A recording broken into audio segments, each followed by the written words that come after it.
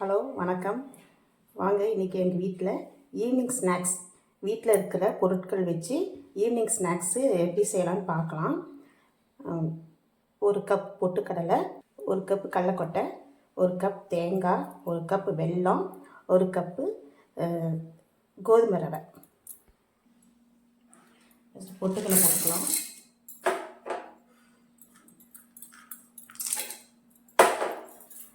கடலக்கொட்டை போட்டுக்கலாம்.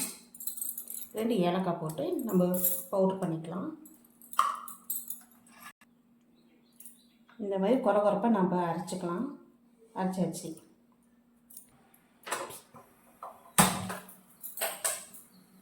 அடுப்பு பற்ற வச்சுக்கலாம். இப்போ எதுக்கு இந்த குண்டா வச்சுருக்கிறோம்னா வெல்லம் கரைக்கலாம். வெல்லம் வந்து பாகு கரைச்சிக்கலாம். கம்பி பதம் வர வேண்டாம், சும்மா கரைச்சி விட்டால் போதும். இப்போ ஒரு கப்பு வெல்லம் நம்ம போட்டுக்கலாம்.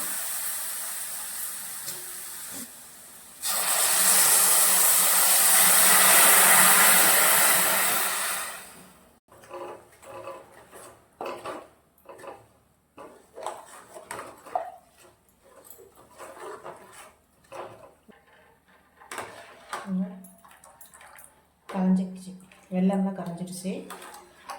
இது ஒரு கொதி வந்தோடனே நம்ம ஆஃப் பண்ணிக்கலாம். ஒரு கொதி வந்துடுச்சு. இப்போ நம்ம ஆஃப் பண்ணிக்கலாம். மண் இருக்கு, நம்ம வடி கட்டிக்கணும். ஒரு கொதி வந்துடுச்சு, ஆஃப் பண்ணி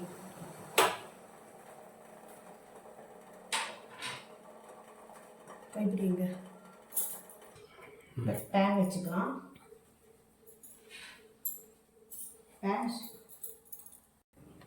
பேன் சூடாயிடுச்சு. நெய் ஊற்றிக்கலாம்.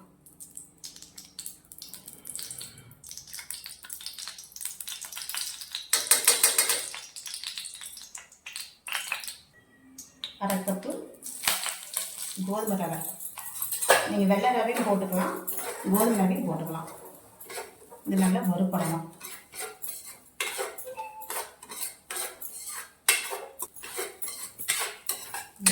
வறுக்கும் போதே இப்போ நெய் வாசம் நல்லா மனமாக இருக்குது. இது ஈவினிங் ஸ்நாக்ஸ்னால் வீட்டில் இருக்கிற பொருள் வச்சு நம்ம ஈஸியாக செஞ்சு கொடுக்கலாம். இந்த கடைக்கு போயிட்டு நம்ம ஸ்நாக்ஸ்லாம் வாங்கிட்டு வந்துக்கலாம் வேண்டாம்.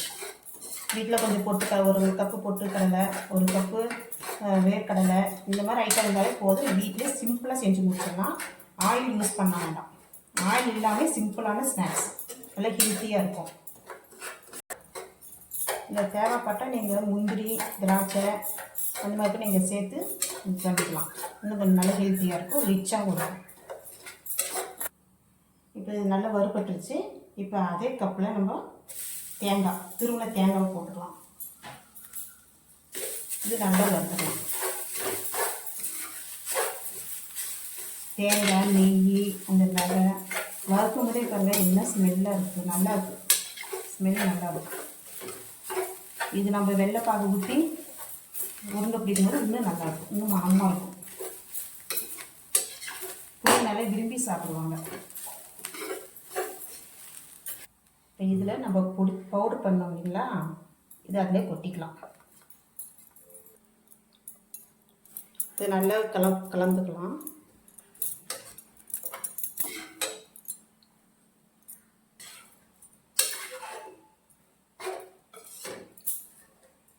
இதை நல்லா கலந்தாச்சு. இப்போ இதில் நம்ம வெள்ளைப்பாகு ஊற்றணும்.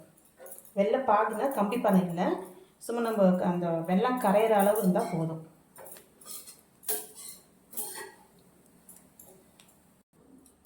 நல்லா மிக்ஸ் ஆகிடுச்சுங்க. இப்போ நம்ம வெள்ளைப்பாகு ஊற்றிக்கலாம்.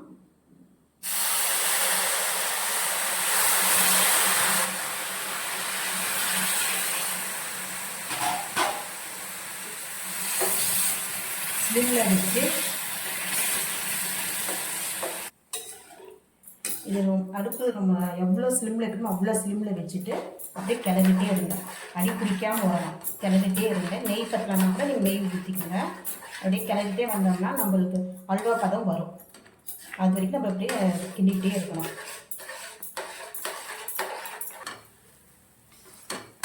பாருங்கள், அப்பப்போ நம்ம கை விடாமல் கிளறும் போது அப்படியே கொஞ்சம் கெட்டியாக இருக்கு பார்த்தீங்களா. இன்னும் கொஞ்சம் கெட்டியாகும். பாருங்கள் ஒட்டாமல் வருது. இந்த பதம் வந்தால் போதும், நம்ம அடுப்பை ஆஃப் பண்ணிக்கலாம். கொஞ்ச நேரம் ஆறட்டும்.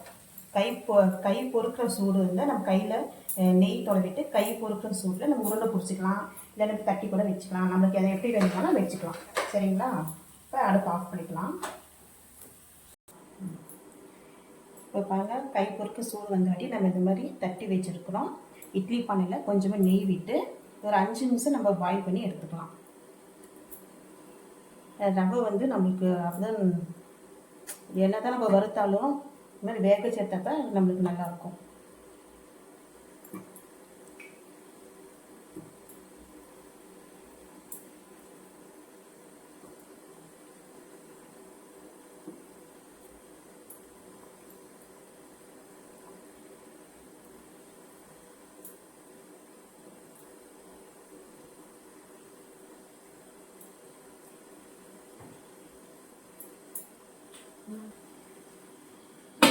க்ளோஸ் பண்ணி வச்சுக்கலாம். ஒரு 5 நிமிஷம் வெந்தால் போதும்.